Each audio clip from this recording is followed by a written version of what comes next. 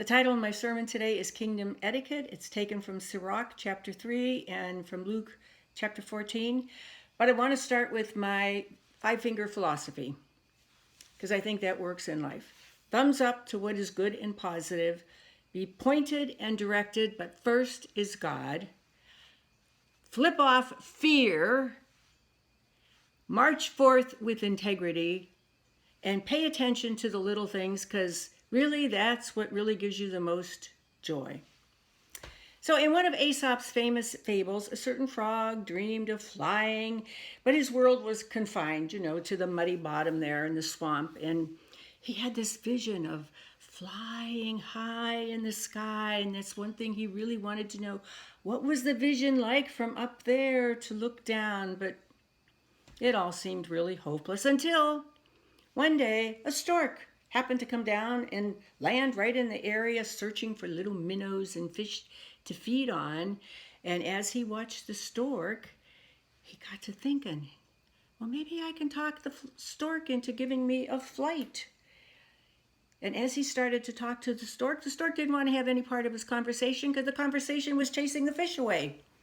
So the fish were going away, doing their thing. But that frog sitting on the little lily pad, he had an idea. He said, Mr. Stork, how about if I show you where you could find the fish, and in exchange, you can take me for a flight? How would that be? So they made a deal. And sure enough, all of a sudden they were getting ready to do it, and the frog said, oh, how do we do this after all? How do I hang on? And so finally he decided that, I'm going to hang on to the foot of the stork and we can just soar up to the heavens and fly and see everything. And sure enough, he hung on and they were flying up and over and having a really good time. And he was looking down at how good it was. And all of a sudden, he got distracted. Frog was hanging on, just biting on the foot of the stork. But people below were saying, oh, look at that. Did you ever see such a sight? There's that stork with a frog hanging onto its foot. I wonder which one. Was it the stork or was it the frog that thought about doing that? And the frog was so puffed up with pride he couldn't resist. He just had to answer who it was. And so he said, it was me. Of course, you know what happened. He let go. And between gravity and his pride, there he went, back down, right back into the ground. So his little trip up into the sky didn't produce very much because pride got into the way. And all of a sudden, we can look at Aesop's fable and say, what does it teach us? That up and away they flew, but oh my goodness, all of a sudden he couldn't just let it go. And before he thought about it, he had to say, it was me. And in that instant, the frog came, hurling down toward the ground, victim of both Earth's gravity and his own pride. And with that ending, Aesop gave the moral of his story, pride goeth before the fall. Of course, Aesop was not the first to teach that profound truth. Centuries earlier, in the wisdom literature of Judaism, the writers of Sirach and Proverbs and Ecclesiastes, they taught the same thing. Pride is the first and the trickiest of all sins, for it attacks us at the point of our victories. It hides in the applause of others for our great and good deeds.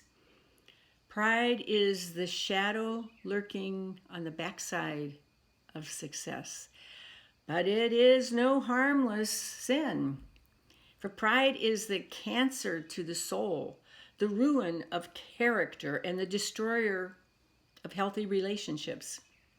Pride accepts no criticism, reduces everyone else to subordinates. It's about me, and ultimately demands maybe that God even be equal to him. No wonder the early church fathers called pride one of the 7 deadly sins. Jesus had something to say on this topic as well. In our gospel lesson today, Jesus uses the normal patterns of social life to illustrate how important it is to develop an honest humility to counteract the erosive effects of pride. And while the guest at the house of a religious leader, Jesus exposed the subtle efforts of the other guests, to climb the social ladder through careful positioning and posturing around the table.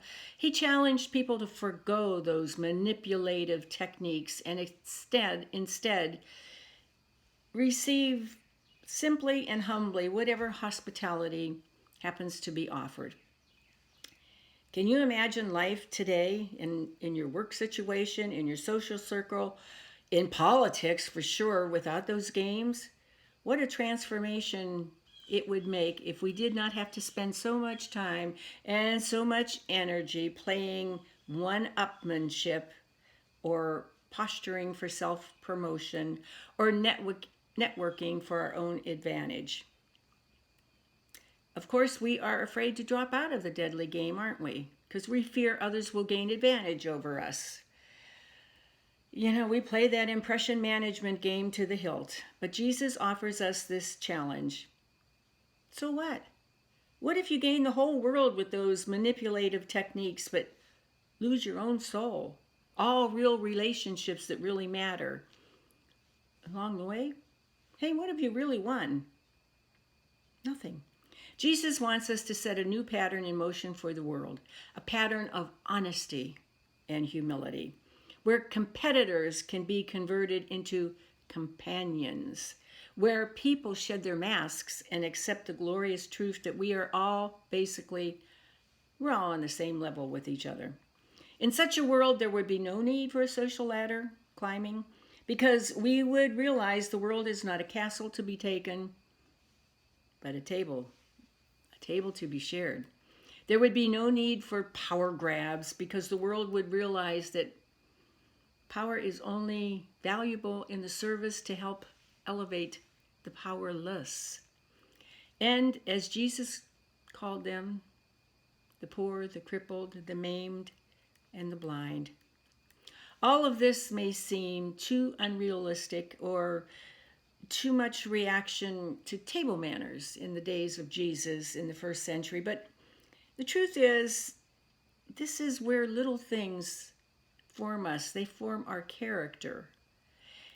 And the truth is, this is where character is revealed. And that's why in some job interviews, you're asked to dinner or maybe out to play golf, because that's where you find the real integrity of a person. Integrity and hospitality are revealed when we're doing the little things, when you think nobody is noticing, nobody is looking.